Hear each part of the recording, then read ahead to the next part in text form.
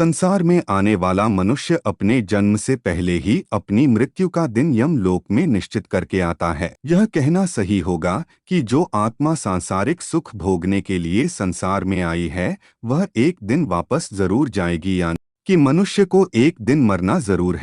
लेकिन इंसान और ईश्वर रूप में जन्म लेने वाले भगवान के अवतारों का भी इस धरती पर एक निश्चित समय निर्धारित था। वो समय समाप्त होने के बाद उन्हें भी अपने प्राण त्याग करके अपने लोक वापस लौटना पड़ा था। उसी प्रकार भगवान श्री राम भी इस लोक को छोड़कर वापस विष्णुलोक गए। श्री राम के मृत्यु वरण में सबसे बड़ी बाधा उनके प्रिय भक्त हनुमान थे, क्योंकि हनुमान के होते हुए यम की इतनी हिम्मत नहीं थी कि वो राम के समीप भी जा सके। प्राण लेना तो बहुत दूर की बात है।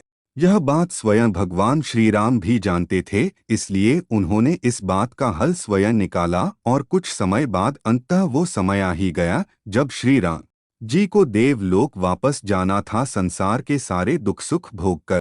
वह जानते थे कि जो जन्म लेता है उसे मोक्ष पाना ही है।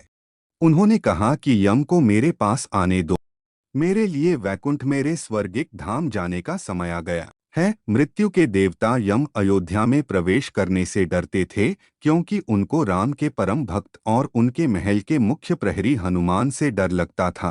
अयोध्या में यम के प्रवेश करने समय हनुमान जी का वहां से जाना जरूरी था, इसलिए राम ने अपनी अंगूठी को महल के फर्श के एक छेद में से गिरा दिया और हनुमान से इसे खोजकर लाने के लिए कहा।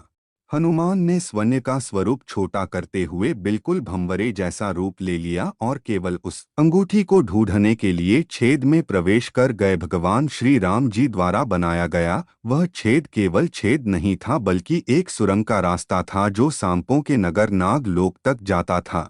हनुमान नागों के राजा वासुकी से मिले और अपने आने का कारण बताया। वासुकी हनुमान को नागलोक के मध्य में ले गए, जहां अंगूठियों का पहाड़ जैसा ढेर लगा हुआ था। वासुकी ने कहा, यहां आपको राम की अंगूठी अवश्य ही मिल जाएगी।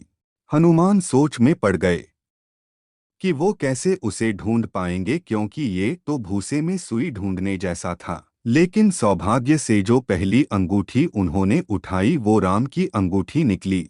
वास्तव में वो सारी अंगूठी जो उस ढेर में थीं, सब एक ही जैसी थी। इसका क्या मतलब है?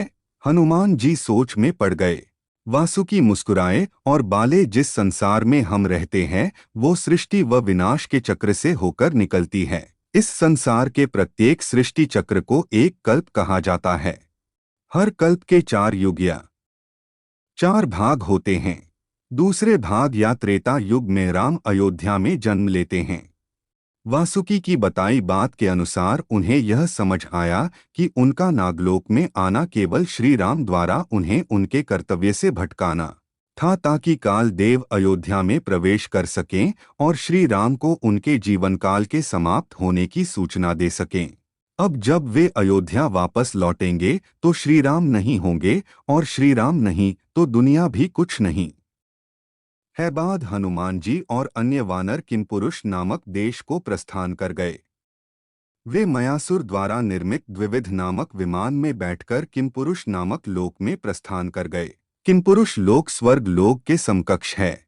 यह किन्नर, वानर, यक्षयज्ञभुज आदि जीवों का निवास स्थान है। वहां भूमि के ऊपर और भूमि के नीचे महाकाय शहरों का निर्माण किया गया है।